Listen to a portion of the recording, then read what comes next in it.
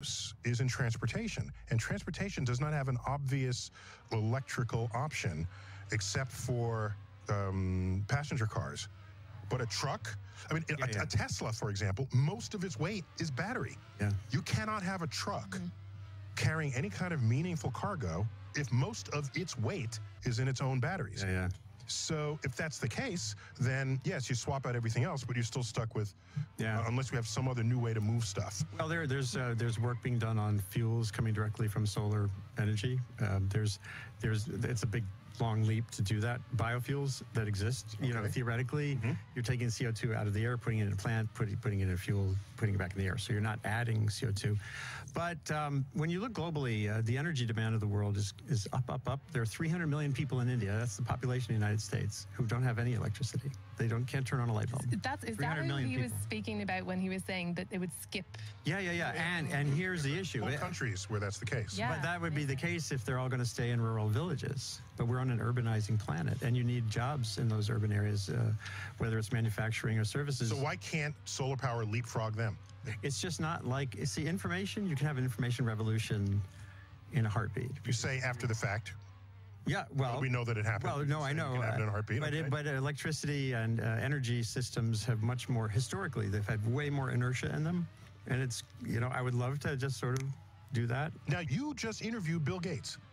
I did. Did anything come out of that related to this conversation? Well, yeah, very much so. He's making the point that all of the gains we're making with renewables right now are great, but looking ahead to a world of 9 billion people by 2050, we don't know what's going to be beyond that, and hopefully most not poor, meaning... And if they're not poor, that means they're all using electricity in ways that abject poor people in developing countries today are not. Right. And here's another physics thing. Well, it's a chemistry and physics thing. CO2 is a durable gas. You release it, it stays in the atmosphere, it stays in circulation. So it's building and building and building. You can't stop global warming by just slowing emissions. You have to go to zero. And by sometime this century. Or find a way to take it out of the atmosphere. Right, well, that's one way to go to zero, meaning net. And he's investing some of his own money, and he's recruited other billionaires, ranging from Tom Steyer, who's a very liberal, progressive billionaire, to the Tesla, to Elon, and actually, I'm not sure if Elon Musk is one of them. I can't remember. At any rate, he's trying to get people to focus on this investment gap for these long throw, but he gets punished because it's kind of feels like a Hail Mary, kind of like wishful. He calls them energy miracles, which I think is kind of a mistake anyway. It makes me think about like in the 1950s when Ireland was there was like a big rural electrification drive, and these two old farmers that lived across the road from us thought it was a phase. They were like, this isn't gonna... This electricity thing, they just have to ride it out, but we'll be back to candles and what is this beeswax. These electrons, you know. So believing like believing what Bill Gates has to say, and if he's putting his money there. Yeah, but there are two sides to this. There's whether people will embrace it. That's the Ireland 1950 problem, I guess, that you're describing there with your neighbors. Yeah. Your neighbors didn't have electricity? Did you have electricity? Yeah, so this was when my dad was a kid, and they had electricity, and then these two old bachelor farmers refused. Okay, so that's one hurdle, right? Will people embrace it? But I don't see that so much as a problem today if it's in front of them and it's cheap. But another one is, of course, there's the politics of it.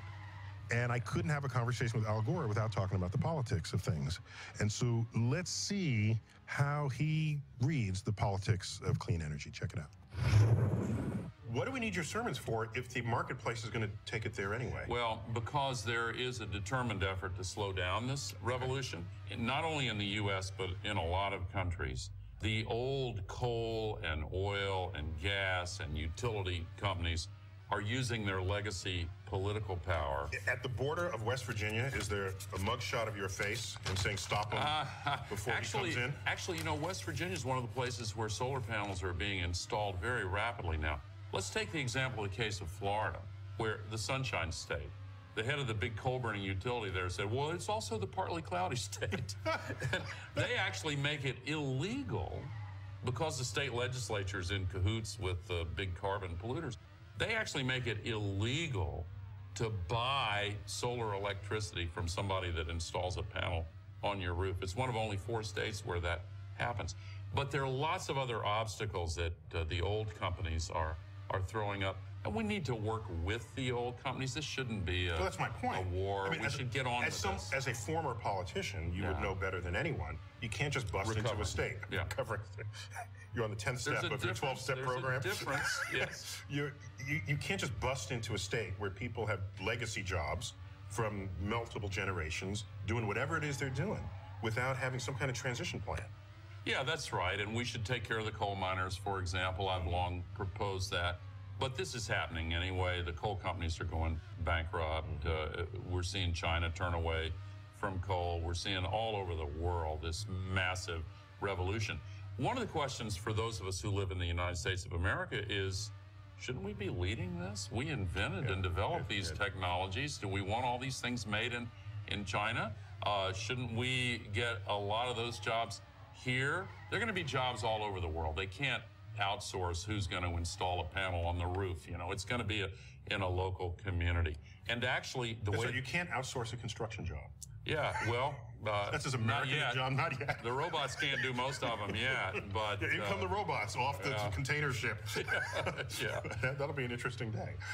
Well, that's another conversation, but this is an opportunity, Neil, to lift the prosperity of the global economy in a way that no other project can.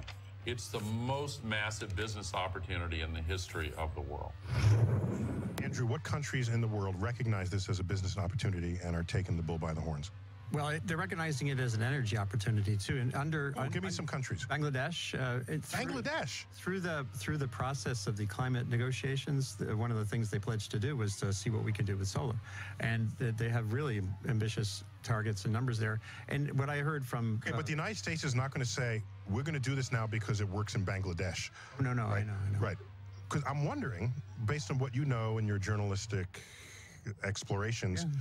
Are there certain countries that if they do it, then they will shame other countries into doing it, and then you have a whole domino effect, and then the whole world converts overnight?